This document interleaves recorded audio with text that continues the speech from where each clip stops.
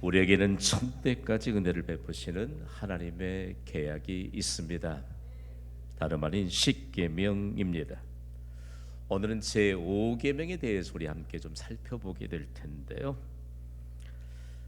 5계명에 대해서 우리가 좀 배우게 될 텐데 5계명은 너무 중요합니다. 그리고 우리가 배운 대로 우리의 자손들에게 가르쳐야 될 매우 중요한 계명입니다.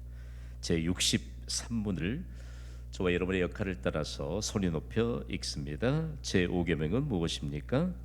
제5계명은 내 부모를 공경하라. 그리하면 내 하나님 여호와가 내게 준 땅에서 내 생명이 길리라입니다. 아멘. 우리 함께 선포해 보겠습니다. 부모 공경은 가장 큰 선물입니다. 시작. 여러분 잊지 마시기를 바랍니다. 이 땅에 교회가 세워지지 않았으면요, 아마 적지 않게 더 많은 문제들이 야기됐을 텐데, 한국 교회로 인해서 부모 공경이 얼마나 큰 선물인가를 몸소 우리가 깨닫고 그리고 가르칠 수 있는 믿음의 계보가 형성된 것은 하나님의 특별한 은혜인 줄 믿습니다. 그래서 오늘 본문인 출애굽기 20장 12절은요 정말 마음에 새겨야 됩니다. 그리고 늘 계속해서 묵상해야 합니다. 다시 한번 읽어볼까요? 시작. 내 부모를 공경하라. 그리하면 내 하나님 여호와가 내게 준 땅에서 내 생명이 길리라. 아멘. 하나님의 절대적인 명령이죠. 내 부모를 공경하라고 말씀합니다. 공경이란 말이 과연 어떤 비중을 두고 있는가라고 하는 것인데요, 하나님의 말씀을 먼저 받았던 이스라엘 백성들, 그들의 언어는 히브리어입니다. 이 공경이라고 하는 말을 카베드라고 하는 단어로 기록하고 있는데, 이 단어가 하나님과 부모님께만 사용되던 단어입니다. 우리가 성경을 통해서 배우는데 가끔씩 성경을 비중이 얼마나 중요하게 담겨 있음에도 불구하고 별로 비중 있게 받지 않는 경우들이 종종 있습니다. 이 단어는요 매우 한정적입니다. 하나님과 부모님께만 사용된 단어인데, 사람의 몸 속에 있는 장기 중에 가장 무거운 장기가 간입니다. 간은 중요하지요. 그리고 무겁지요. 그래서 그들은요 공경이라고 하는 말을 떠올리면 그야말로 어떤 하나님의 메시지를 그들의 삶의 영역에 펼쳐야 된 것인가를 너무나도 잘 알고 있었다는 말씀입니다. 그래서 그들은 5계명을 얼마나 확대적으로 해석해 나갔는지 모릅니다. 부모를 명예롭게 그리고 깊은 존경심으로 대하라. 여러분 이거 상식 아닙니까? 그런데 상식이 적용되지 않는 우리의 현실이 너무 가까이 있습니다. 참 때로는 마음 아픈 일들이 너무너무 많습니다. 사람의 간은 체중의 약 50분의 1 정도가 되거든요. 간의 역할은 너무너무 중요하죠. 우리의 생명에 손상을 입힐 수 있는 중요한 그와 같은 기능을 하고 있고, 그야말로 없어서는 안 될 귀중한 존재인데, 우리가 하나님의 명령을 따라서 부모를 귀중히 여겨야 될 구체적인 이유는 도대체 무엇일까요? 저는 하나님의 말씀을 연구하면서 마땅한 거 아니에요, 여러분? 부모 공경은 마땅한 줄 믿습니다. 그럼에도 불구하고 부모 공경에 대한 하나님의 약속이 있습니다. 하나님의 약속이 있기 때문에 계속적으로 반복되는데, 이스라엘 백성들은 이 말씀에 대한 교훈을 계속해서 반복적으로 훈련을 시켰습니다. 그런 의미에서 다시 한번 출애굽기 20장 12절을 읽고 하나님의 무슨 약속이 보장되어 있는지를 우리의 마음판에 좀 새겨볼까요? 시작. 내 아버지와 내 어머니를 공경하라. 그리하면 너희 하나님 나 여호와가 내게 준 땅에서 내 날들이 길리라. 아멘. 아멘. 이 말씀이 조금 다르다 여러분이 생각하고 있을지 모르겠습니다. 제가 구약의 원문인 히브리어, 즉 원문에 매우 가깝게 한번 번역해 보았습니다. 참 얼마나 깊은지 몰라요. 우리 함께 따라 합시다. 내게 준 땅에서 내 날들이 길리라. 시작. 얼마나 귀중한지 몰라요. 여러분, 하나님은 복의 주관자이십니다. 우리에게 천대까지 은혜를 베푸실 분이 하나님이신 줄 믿습니다. 그러니까 사사로운 일에 얽매이지 마세요. 얽매이지 마세요. 자녀들에게 심어줘야 될 것은 해줘도 그만, 안 해줘도 그만 일들은 안 해도 됩니다. 그러나 생명의 말씀은 심어줘야 할 줄 믿습니다. 생명의 말씀을 귀중하게 여기지 않고 우리가 먹는 것, 입는 것, 마시는 것에 대해서 비중을 한번 둬보십시오. 우리가 가장 비중을 두어야 할 게 무엇인가 라고 하는 사실들을 우리에게 가르쳐 주고 있습니다. 여기에 생명이 길다라고 하는 것, 그리고 내게 준 땅에서 내 날들이 길리라고 하는 말씀을 오해해서는 안 됩니다. 이스라엘 백성들이 하나님께 주신 가나안 땅을 오래도록 차지하고 누린다는 말씀입니다. 그러므로 생명이 길다는 하나님의 약속은 이스라엘이 영구적으로 누릴 하나님의 복을 말하는 것입니다. 예루살렘을 통해서 하나님이 약속하십니다. 그 약속을 마음판에 새겼던 자들이 인류 역사의 획을 긋는 역사적인 인물이 됐습니다. 예루살렘에서 번영을 볼 것이며 내 자손 대대로 예루살렘의 번영을 볼 것이다 라고 하는 것은요, 이처럼 하나님이 약속하신 영구적인 복을 누리는 것을 약속하고 있다는 것을 계속적으로 대대로 믿음으로 전수하면서 그야말로 신앙의 계보를 계속해서 세워갔던 것입니다. 여러분, 복의 주관자에는 하나님이신 줄 믿습니다. 마땅히 복 받을 길을 가르쳐야죠. 이 육적인 것은요, 복에 대한 것과 비교할 수 없어요.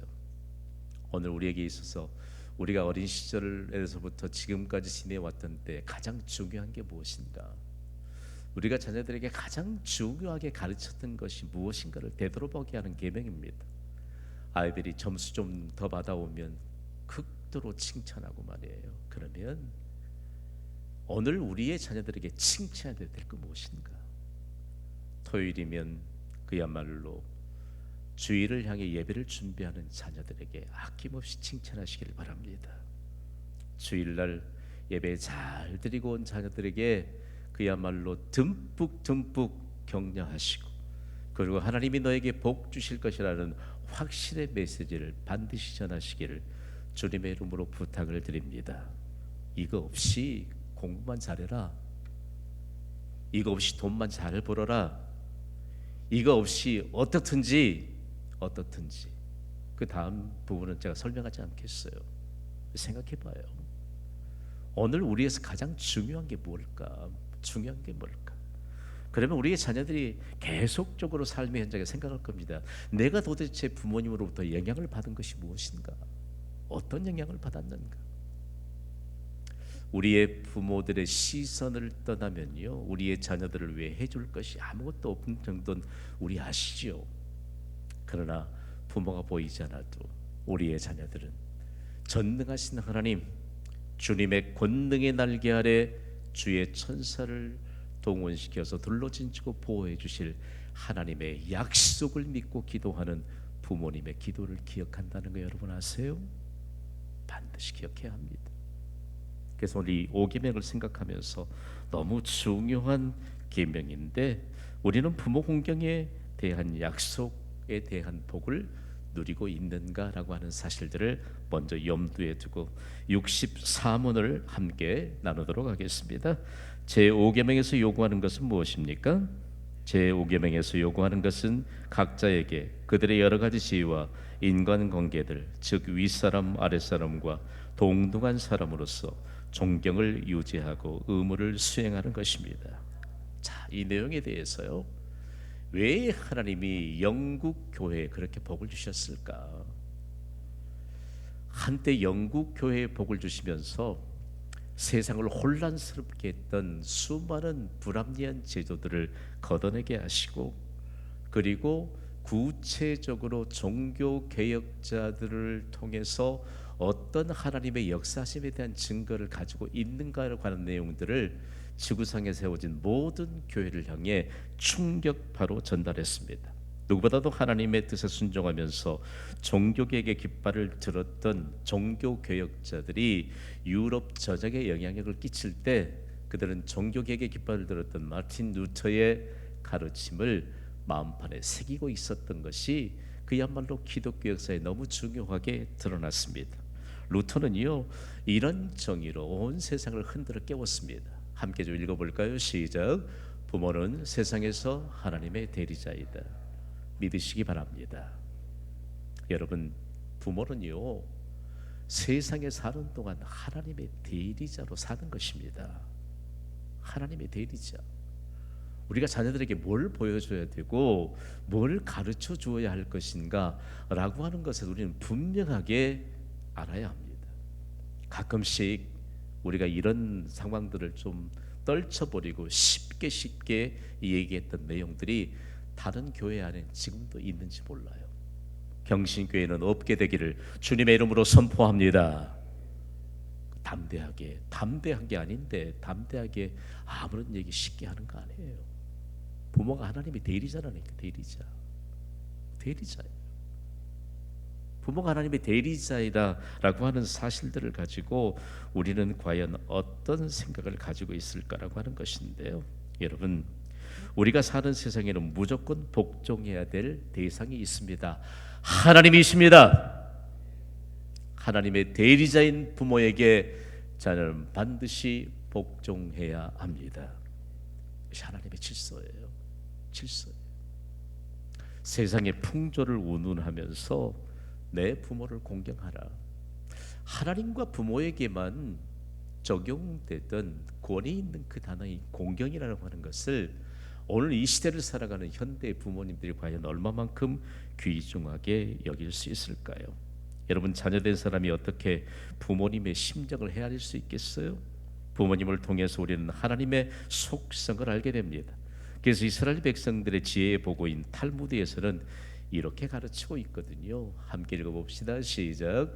부모의 마음 속에는 하나님의 마음이 있다. 그러니까 여러분, 세상의 가치관을 따라 살면 안 돼요. 세상의 가치관을 따라 살면 안 돼요. 무엇을 먹을까, 무엇을 마실까, 무엇을 입을까 염려하지 말라고 예수님이 말씀하셨어요. 그런데 그러는 그 인간적인 염려를 떨쳐버리지 못해요. 그러니까 실제적으로 자녀들이 하나님의 마음을 헤아리게 할 수 있는 것도 부모요. 하나님의 마음을 헤아리지 못하게 할 수 있는 분도 부모라고 하는 사실들을 깨우쳐 준 것입니다. 히브리적인 개념에서 이 부모 공경이 해석되어야 되는데 저는 이 대목을 연구하면서 그렇구나. 정말 하나님이 아무에게나 복 주시는 게 아니구나. 그러면서 이런 하나님의 역사심에 대한 일들을 히브리 관점에서 그들은 이렇게 제5계명을 해석했습니다. 함께 읽어보시죠. 시작. 재산을 물려받으려 하지 말고 신앙의 인격을 물려받으라. 잘 들어보세요. 지금도 이스라엘에는 자녀들에게 유산을 물려줄 필요가 없습니다. 90% 이상을 국가에서 다 환수해 가버립니다. 여러분, 자녀들에게 유산 많이 물려주시려고 하나님 앞에 정말 하나님의 자녀로서 그리고 하나님의 백성으로서의 이 중요한 의무도 감당하지 못한 채 살고 있지는 않습니까? 이 부분을 보면요, 신앙의 인격을 자녀들에게 물려주면 우리의 자녀들은 잘 될 줄 믿습니다. 이것이 복이에요. 하나님이 도우셔서 잘 되게 하시는 것이 복인 줄 믿습니다. 이것이 올바른 가치관이요, 그리고 이것이 올바른 신앙관이에요.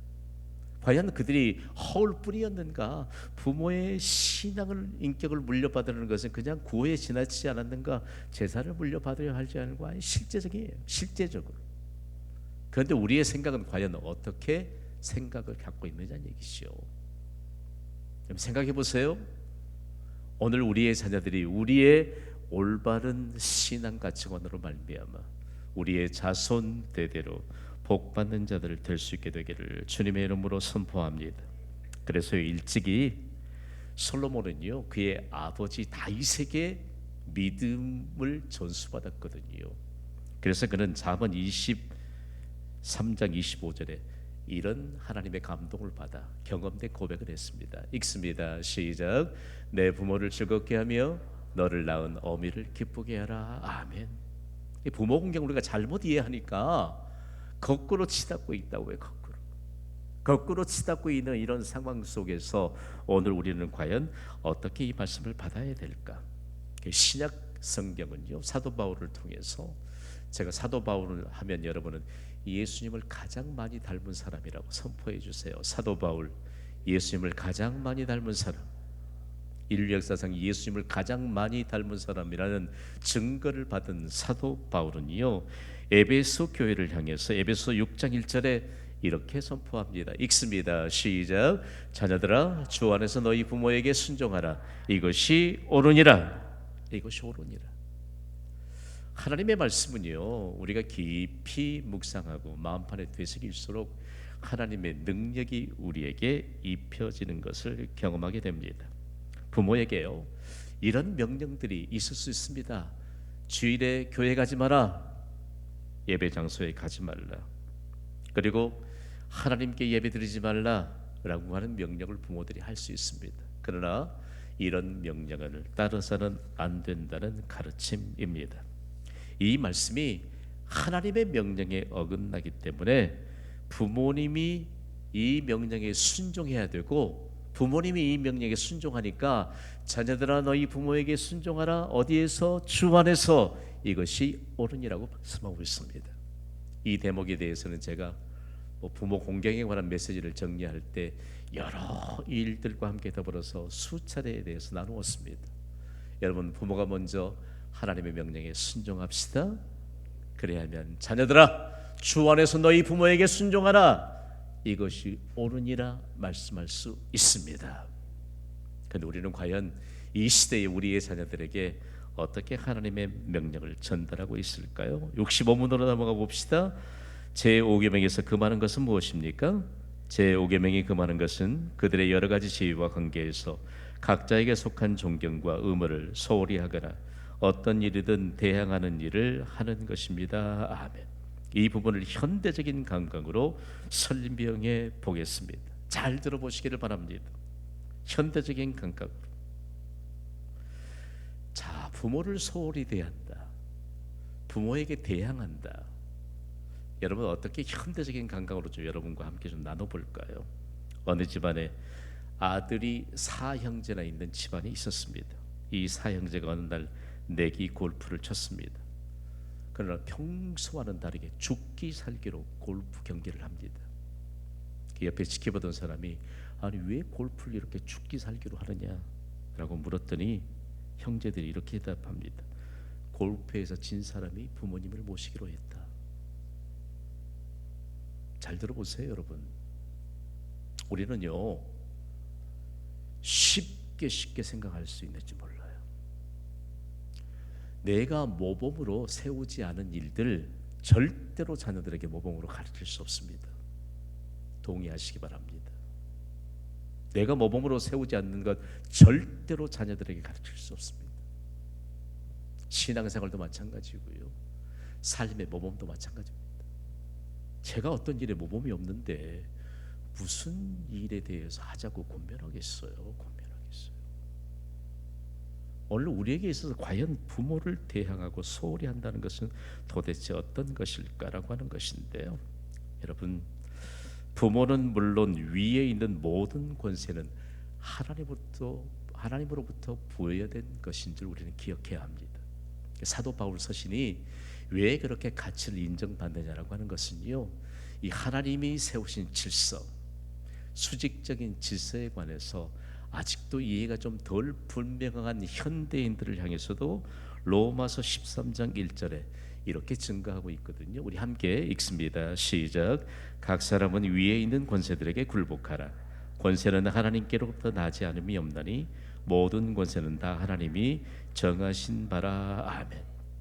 여기로부터 민주주의를 굳건하게 세웠던 자들이 명확하게 이 말씀을 바로 해석해서 적용하기 시작했습니다. 따라합시다. 그리스도인들은 무정부주의자들이 아닙니다. 기억하시기를 바랍니다. 그리스도인은 또한 정부 전복주의자들이 아닙니다. 그래서 이 말씀에 입각해서 얼마만큼 중요한 질서에 관한 내용들이 하나님으로부터 온다는 사실들을 우리에게 가르치고 있고, 사실상 여러분 그야말로 수직적인 질서 선상에 있는 사람들에겐 책임감이 많습니다. 오늘 우리에게 있어서는 중요한 내용 하나, 부모에게는 얼마나 많은 책임이 있는지 모릅니다. 좀 생각해 봐요. 저는 가끔씩 자녀들에 대해서 그런 고백들을 주고받습니다. 내가 얼마나 많은 돈을 준다 한들 너희처럼 귀한 자녀들을 돈으로 사서 올 수 있겠느냐.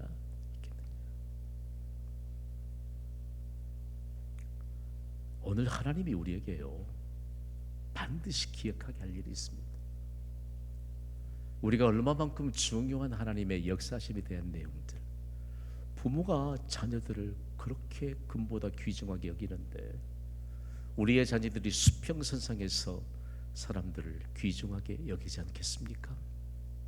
함부로 대하겠어요? 사람들을 절대로 함부로 대하지 않죠.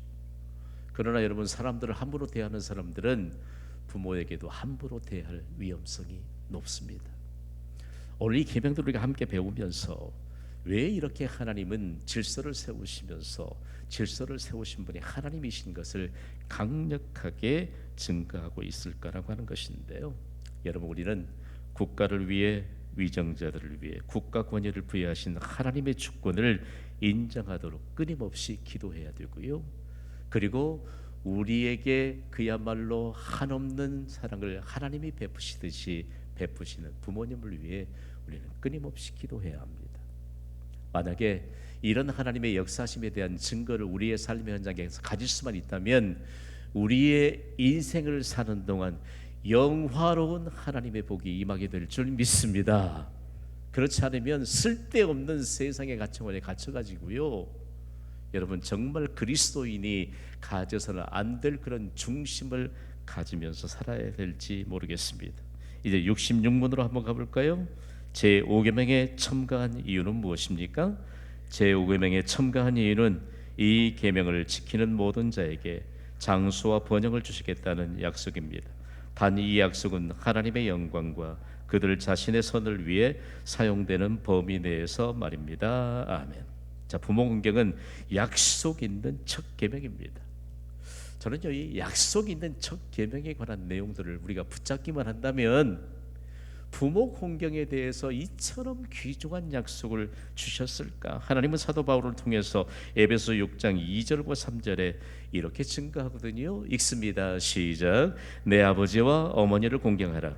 이것이 약속 있는 첫 계명이니 이는 내가 잘되고 땅에서 장수하리라. 아멘. 꼭 기억해야 합니다. 부모 공경은 세 가지 측면에서의 첫 계명이기 때문에 매우 중요합니다. 우리 함께 선포해 봅시다. 대인 관계의 첫 계명. 1계명부터 4계명까지는 하나님과의 관계된 하나님 사랑에 대한 계명이죠. 근데 5계명은 대인 관계의 첫 계명입니다. 다시 한번 선포합시다. 거룩한 삶의 첫 계명. 잘하다가 왜 그렇게 왔다 갔다 합니까? 그 밑에 스크린 아래쪽에 띄워주세요. 중요한 내용 하나인데요. 여러분, 왜 부모 공경이 거룩한 삶의 첫 계명일까? 이 말씀을 붙잡고 계속적으로 깊이 묵상하는데, 그렇지, 부모 공경도 안 하는 사람들이 무슨 나가서 사람들에게, 생각해 보세요. 집안에 있는 부모도 공경하는 분이 어디 직장에 가서 그 질서 있는 생활을 할 수 있겠느냐는 얘기입니다. 어느 조직에서 부모 공경을 안 하는 사람이 어떤 거룩한 삶에 관한 내용들을 증거할 수 있느냐는 얘기지요. 마지막으로 따라하겠습니다. 약속이 보장된 첫 계명. 너무너무 가슴이 뛰어요. 부모 공경은 약속이 보장된 첫 계명입니다.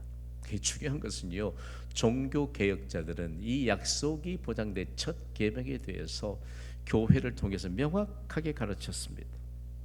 영적인 질서에 대해서 가르쳤고, 가정에 대해서도 가르쳤고, 학교에서도 선생님의 가르침에 대한 질서에 대해서 가르쳤고요. 그래서 종교 개혁자들의 이 중요한 획을 그었던 종교 개혁의 가치를 지금까지도 뚜렷하게 그야말로 모범이 되는 교훈으로 인정하고 있는 것입니다. 여러분, 오늘 우리가 서 있는 곳에서 과연 약속이 있는 첫 계명에 관한 내용들을 확실하게 좀 자리매김하게 될 텐데요. 첫 계명의 약속은 내가 잘 되리라는 것입니다. 하나님 복에 대한 단어를 선포하시면서 어느 민족도는 그냥 상다리에도 수저에도 어디에도 복자를 써 놓음으로 복이 임하는 게 아니고요. 하나님이 잘 되게 하시는 것이 복인 줄 믿습니다.